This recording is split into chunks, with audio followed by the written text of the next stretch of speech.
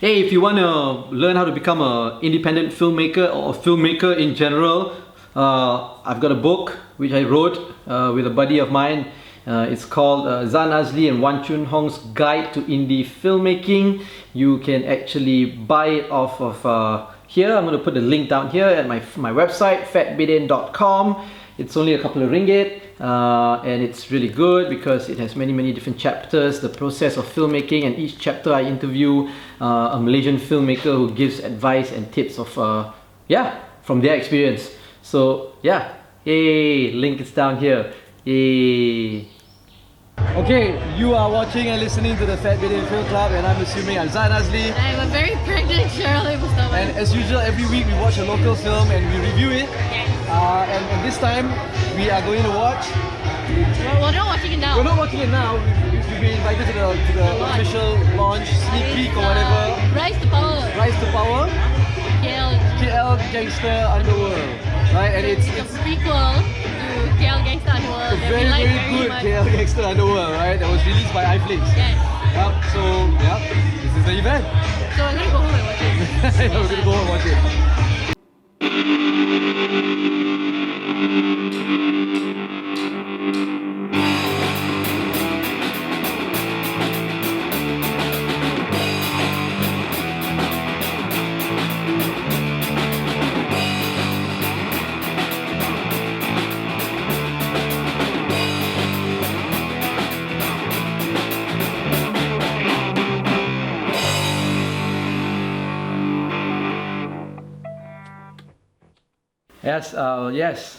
Yes. So, no wait. You're watching and listening to the Fat Bidin Film Club. Oh wait, we already have an intro. We have an intro. We went to the premiere. Oh, we did go for the premiere. And then we watched the film a few days later. Yeah, and you because at the premiere they only showed like the first 5 minutes. 5 minutes, 10 minutes. 5 minutes. Oh, is it? Okay, so yeah. We watched Rise to Power Ini Kalila. No! So we watched Rise to Power, KL Underworld. KL Gangster Underworld movie. They call it that. It's a spin-off. Yes. Of the KL Gangster Underworld series. Universe. Yeah, so we watched the series and we love the series, right? We love the series. We love the series so much. And when iFlix called us and told us that, hey, this was last year. We're shooting a spin-off movie. It's gonna be like a prequel to see the history of how Abang Zan and we've been excited for a year lah. Yeah. So they didn't tell us what the prequel was about, but we were just excited. And they invited us for the shoot, remember? Yeah. But we couldn't go. Yeah. So now they invited us for the launch. Which we went to. Yeah. And then we watched it. So look. Can we like I'm gonna like edit some stuff from the launch, and we're gonna put it in right here. So did you get to see your Bito Kushairi? Not mine. Shut up. So I heard you opened the door to the toilet and then you saw him there.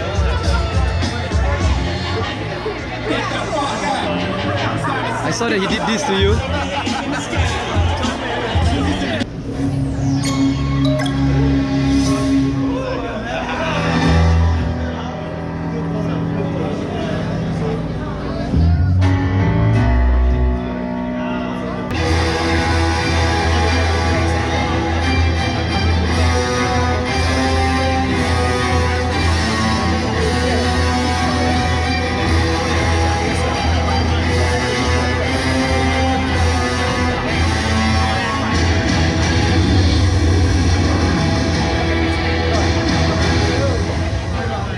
No, it's supposed to be premiere tomorrow, kan?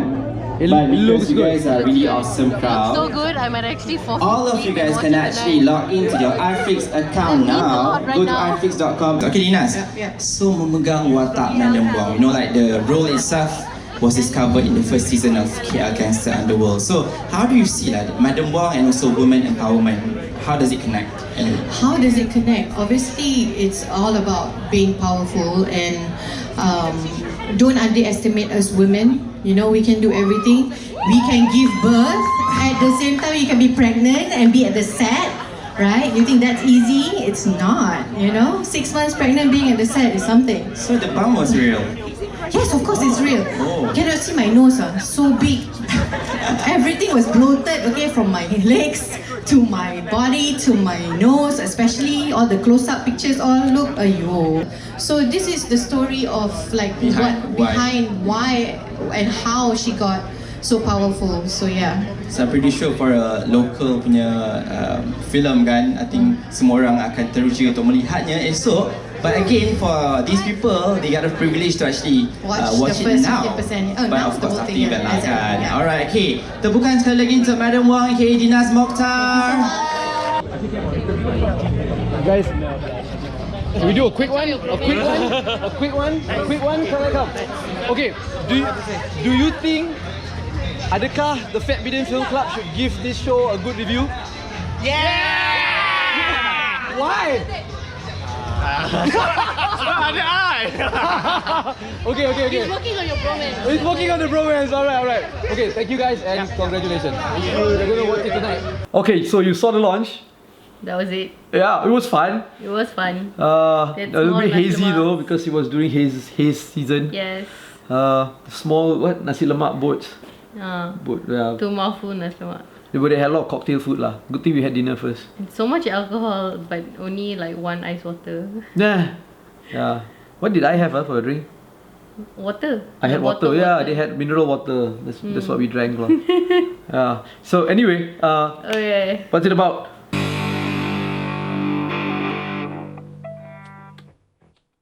So like he said, it's a spin-off from the KL Gangster Underworld universe, the series, and it's a prequel because it talks about how Madam Wong, whom in the series is already the lady boss of Bangsa, came to be in power. Continue talking. We know that. Okay, the mic is on. We know. just in case. Okay. We know that from the series, we know that she and Abang Zan had like Abang Zan. some shit going on. He likes them Chinese. Yeah, Much well, like Zan. Abang Zan does like them much Chinese. Not really much Chinese. Yeah. But when you speak Cantonese... Oh wait, sorry, I forgot about. When you speak Cantonese... No, yeah, you do like them Chinese. You just settled for me. No, Forget about when that. when you speak Cantonese... Anyway, go on. It's disturbing because I speak it mostly to your mother. You're just trying to deflect from the Chinese person you didn't end up with. But okay, sure, whatever. What's kiss in Cantonese? Anyway. No, what's kiss in Cantonese? So, we're doing the review! Do you know what is kiss in Cantonese? Yes. Because I don't know. Of course you don't. Yeah, so what is it? I don't want to tell you. I know what tiu means. Maybe you should ask Madam Wong. Dinas Mokhtar like efforted hard To speak Cantonese in the film. Anyway, okay, go on. Didn't do very well. So Okay, what's it about? sorry. Abang Zan. It's about so this Abang Zan and his thing for China girls. Well, not China girls lah. Specifically, this Mei Wong. So the prequel is supposed to be about her rise to power and about her relationship with him lah. So we find out that she didn't choose to be with him, Zan. And she was arranged marriage to some Johor underworld gangster king's son, who's as described a fat slob named Eugene, played by a friend of mine's partner, Kelvin, who's also in Crazy Rich Asians. And then her brother Jason, as in Madam Mei Wong's brother, takes over after her father dies of Bangsa. And then we discover that actually this like underworld business is very segmented on. So it's like Bangsa people take alcohol, and then some other fleur will take like drugs. Kampung Baru took drugs. Someone else And will take Petaling Street took prostitution. So it's all It's very so like, it's very stereotypical, yeah. So Petaling Street takes network prostitute. regional mapping of Klang Valley. Yeah. So like for Klang takes like weapons or some shit. Yeah. Then it all goes through Pok Klang. So Pok Klang is their pintu, okay?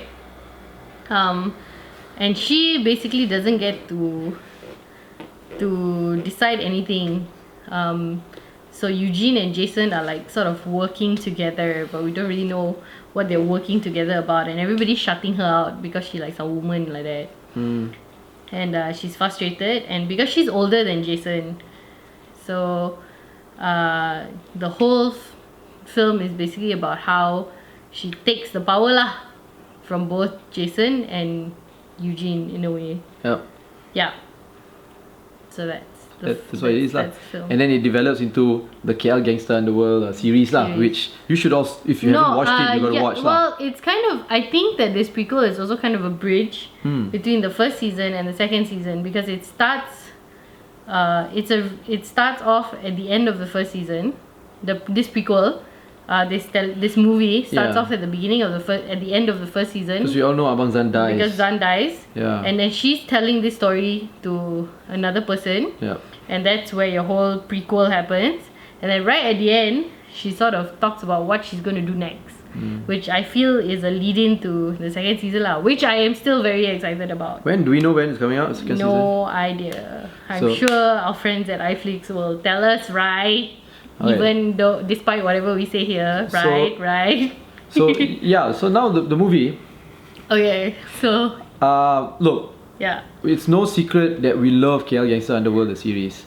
We love it so much. Yeah, and I we love like it so all the much. actors in it. Look, we've been very frank and open about the fact that we like this generation of actors. This group of Bros. this group of bros. Because in They're real just life, they're bros. really good friends. They're just Bito bros. Kushairi, So we Zahiril met them. Azim, Yeah, we Amirul met them at the Afendi. launch, and I yeah, just Azan totally, Rani like, and all that. yeah, I mean, couldn't handle it. they It saw was just- us interacting with them. They were just so broy. Oh my god. And It was so great. Yeah, and it's nice that they like the review that we did lah of KL Gangster Underworld. So like, yeah, so broy. Alright. So much broing. Yeah, and I like the I fact can't. that when you watch them act, it's like they're having fun. You know how, Judd Apatow, Seth Rogen and all that, they are like the comedy mafia, and you watch them having fun when they make their movies. To me, it feels like that lah when I watch this group of actors Of acting. bros. And they're great, they're raw, they're real, And now this movie itself, this spin-off, Okay, they are in it a little bit, but for the most part they're not. and that's the problem. Because we Okay, first of all, we get that it's about Mei Abang Zan Wong's- and Mei No, Wong. it's about Mei Wong's rise to power. Yeah, it's yeah, not yeah. even really about her and Abang Zan. Yeah, but Abang Zan is there Because lah. yeah, we felt like it was going to be about why they didn't end up together, but it turns out they just glossed over that already. They're like, oh, she was already arranged marriage at the end. Yeah. But he does sort of like help her out lah throughout this prequel, so he features quite heavily in it also. Yeah. And we get we get the explanation Yeah. of why the relationship between Mei Wong and Abang Zan in the first series Yeah. was the way it was lah. Yeah. Because they've got history. Yeah. History. And like all true love, History. it never happened. So deep, I drowned. Yeah. Anyway, So it's so it- because of the lack of romance, and because the Hasnul Rahmat and Dinas Mokhtar characters, they have very good chemistry. We've said this also in the first season. Like the chemistry between Madam Wong and Abang Zan is like it's damn On, it's on, it's damn on. Like you just want them to bone all the time, so hard. and then we get to see it in Rise to Power. But then we didn't. Well, of course they We don't have only the got scene to in lah, see- but we No, get we only got to see, like- see him close the door. She comes to the house, close the door, Yeah, lock we it, and see, then they like- walk into the no, then darkness. they used to and walk then back together then and after like- that, smoke cigarette. But they were That's, fully clothed lah, and she was like super pregnant. After in a that, way. so anyway, look, to me, it didn't live up to expectations. because of the lack of the things that make the first season of KLGU great, Yeah. which is the bromance Gangster, And I needed to the- see more gangster stuff. and the I wanted to see more gangster stuff because it's you didn't feel it was not enough. There was like some big fighting scene in the beginning, and basically that was it. There wasn't really much fighting a little bit. No, she slashed people at the end. That was nice. I liked her slashing people. Yeah, but- that made me happy. But KL Gangster Underworld, the She's series, slashing people. Was she pregnant? It was some more? like- What more you want? it's like watching Godfather without, the violence. So I felt I wanted to see all the fights, like how KL Gangster Underworld the series was, Yeah. because there's part of the romance also lah. It's because it's a very because KL Gangster Underworld the series was very it had a little bit. It was macho, right? It was macho in the sense that it was masculine.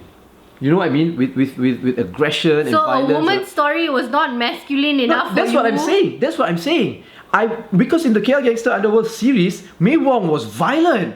She was slashing people at the end. I just said so. Not enough. Yeah. Not so enough. if you let me talk, I would probably explain to you why I think it happened like But I that. haven't finished explaining okay, my Go on opinion about yet. your end. I haven't, right? And then you already cut in saying that she slashed not haven't enough. said anything. You did. I was Okay. talking about it, and then you said, "Oh, she slashed. It wasn't that enough?" And I said, "No, it's not enough because the whole series, every episode, there were fight scenes, there was blood, there was gore."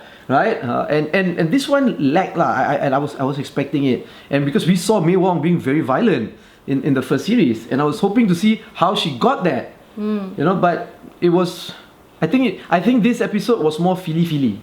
Was more emotional and feely. It's a movie. Yeah, it doesn't matter, movie or not movie. It's really still an part of the episode. world. Okay. It's still part of the gangster world, right? Okay. And yeah, it was. I mean, it's fine to be feely, but for me, it missed that lah. Okay, here's my theory. Because it's a prequel, right? I felt it was not feely, but it was a bit too preachy in the sense that it was trying to explain a lot to us. Like, you know how sometimes when you watch things, you say, "Oh, why do they have to explain what they're about to do?" Do you see the gap there? We got to close it. Yeah. If not, it's not nice framing, very halal. We are talking about film, so framing has to be right. Say. Yeah. Okay. Anyway, so the framing was disturbing me. Okay, go on, and then. okay, so sometimes we watch things and then you'll say like, I don't understand why they have to explain it when they can just like do it, like act it out. So a lot of this film was a lot of explanation. So like that's how we found out like, oh, Petaling Street is prostitution, this one. So they spend a lot of time. It's like the Marvel universe. They spend so much time setting up the plot for you. So it's like, oh, so every gangster, like literally there was someone's dialogue in it is explaining every like gangster gang basically has their own thing. So Petaling Street has prostitution, Bangsa has alcohol, but no, they wanted more. They wanted to control the door, and then they wanted to move the door to Johor.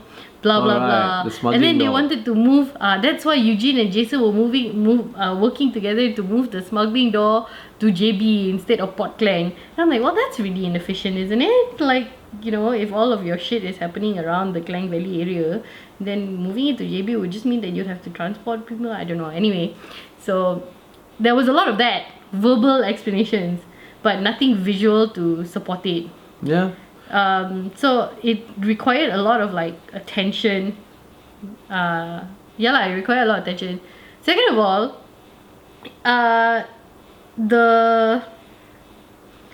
the cast of Eugene, her husband, and her is so horrible because you can see that he's so much younger than her, but what he's saying to her, like his lines and everything, right, and the engagement that they're supposed to have is supposed to be where she starts off as a very like dismissed, oppressed female, and he is the sort of misogynistic, dismissive China husband that is like like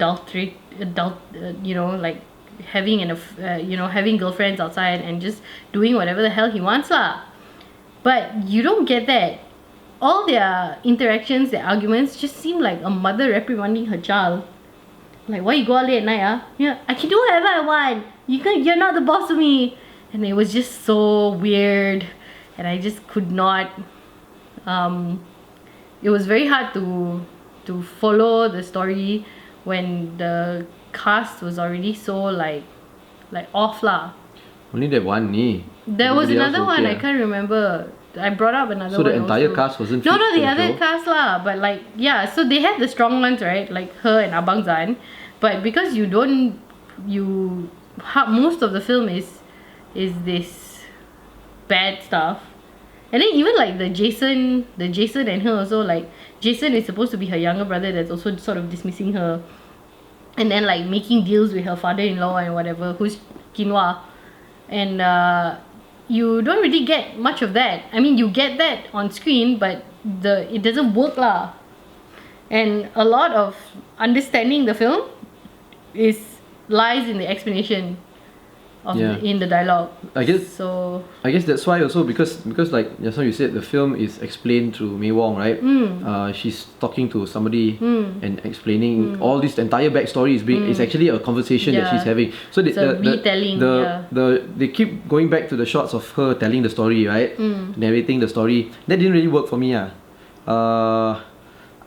I just thought that they just cut to the story and then let the whole story play out and then later come back if they want. But in between cutting of them back on the dining table talking about it, I know it's supposed to be creative, but it didn't work. Like it spoiled the mood a bit. Spoiled the momentum, spoiled the mood. And I guess that also is why I felt that the film came off as feely emotional. You know, it's like her also reminiscing. Yeah, so there's that. And the other thing was also the fact that it's supposed to be how she came to be like that, right? But there was no real change in her character, would you say? Like, you can see what they were trying to do. They were trying to take this dismissed female and turn her into a lady boss. But even when she was a dismissed female, you can already see that she is very forceful and very regal and very like, I'm gonna get the shit done kind of thing. And the way she talks to everybody is like that. Her brother, whatever. And her badassery is evident from the beginning and constant throughout. Okay. That's okay, right? Yeah, it's okay. But then where then is the growth from like this, dismissed like wife of whoever to Madam Wong? She took over from her brother and father-in-law. Yeah lah, but it was it didn't really work for me lah, because there was no growth lah, basically. Like, if it's supposed to be a prequel to see how she got to be there, I got it, she plotted her way there and she got there in the end and whatever. I saw it as like strategy. No, as in she was born to do it already. Oh, okay. She was made for it. Because if you see the series, they were talking about that also. Mei Wong was made for this. She was, she's the big boss of all. Everybody just expected it of her, So maybe it was already her personality that, like it or not, that was a destiny. Maybe, yeah. And she had to just take it back lah. Yeah. Yeah. Okay. Well, if you put it like that, then fine. I accept. Yeah. But like for me, I was just like, because when it started off, she was so like, pregnant, then her husband just dismissed her, tell her shut up all. And like as you probably know that most women will face that anyway. No?